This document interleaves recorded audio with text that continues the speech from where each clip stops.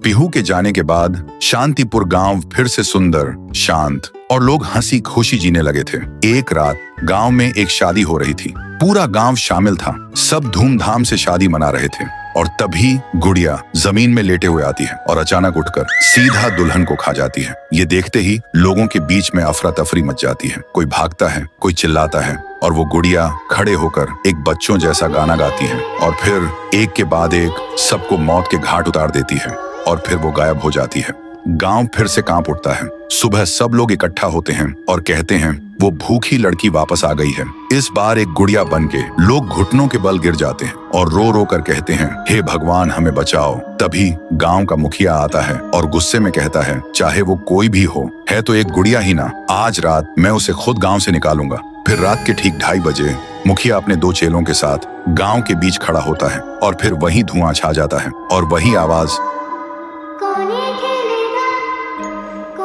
वो गुड़िया धुएं से निकलती है और सीधा मुखिया के पास चल के आती है।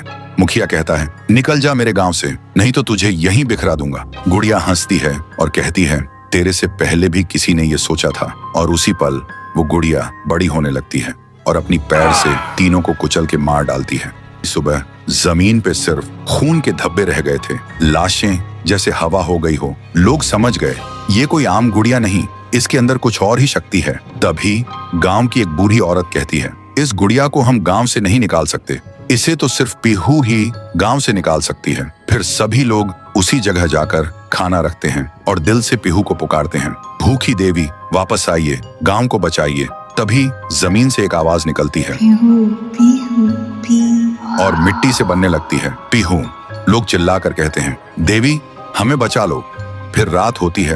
वो गुड़िया गाना गाते हुए आती है, लेकिन अचानक पीहू उसके सामने आ जाती है। गुड़िया रुक जाती है। पीहू उसे पकड़ने जा रही होती है, लेकिन गुड़िया हवा में उड़ जाती है। पीहू भी उसके पीछे उड़ जाती है और अपनी आंखों से आग छोड़ के गुड़िया को जलाने की कोशिश करती है, लेकिन गुड़िया एक धुएं में छुप जाती है और फिर अचानक पीहू के पीछे आके उसे एक जोर का वार करती है। पीहू आसमान से जमीन पे आ गिर जाती है और फिर वो गुड़िया पीहू की शक्ति छीनने लगती है। पीहू की ताकत धीरे धीरे गुड़िया के पास जा रही होती है। कुछ देर बाद पीहू जमीन पे गिर जाती है। जब वो उठती है तो देखती है उसका शरीर धुंधला हो गया है और जब वो अपने आप को छू रही थी तो हाथ उसके शरीर के आर पार जा रहा था। वो वहीं गिर के रोने लगती है और जोर से चिल्लाती है, भैया, भैया, भैया। और उसकी आवाज सीधा उसके भाई के कानों तक पहुंचती है। तो दोस्तों, अगर आप देखना चाहते हो पीहू वर्सेस गुड़िया वर्सेस तुंग तुंग तुंग सहर, तो इस वीडियो को 1.5 लाख लाइक्स तक पहुंचाओ।